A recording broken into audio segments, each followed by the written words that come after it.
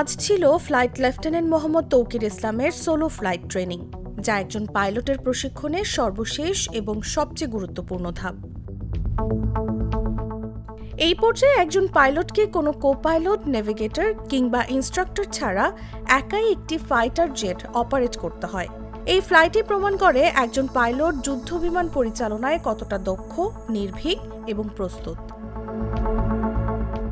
সোমবার শেষ পরীক্ষার জন্য F-7 BGI যুদ্ধবিমান নিয়ে কর্মীটোলাস্থ AK খন্দকার বিমান ঘাঁটি থেকে উড্ডয়ন করেন ফ্লাইট লেফটেন্যান্ট মোহাম্মদ তৌকির ইসলাম। এটি ছিল একটি নিয়মিত প্রশিক্ষণ ফ্লাইট, যার রুট ছিল উত্তরা, দিয়াবাড়ি, বাড্ডা, হাতিরঝিল ও রামপুর অঞ্চল জুড়ে।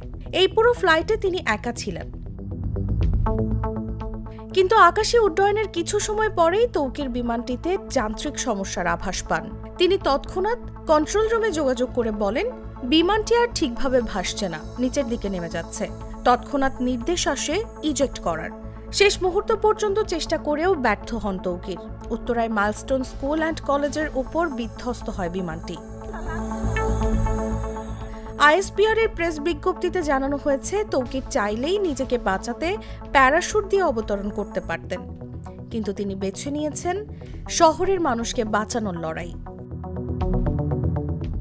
তবে এখনও জানা যায়নি ঠিক কোন ধরনের যান্ত্রিক ত্রুটির কারণে এই দুর্ঘটনা ঘটেছে। ইতোমধ্যে বিমান বাহিনীর একটি উচ্চ পর্যায়ে তদন্ত কমিটি গঠন করা হয়েছে। তাসলিমা তিথি, জাগো নিউজ।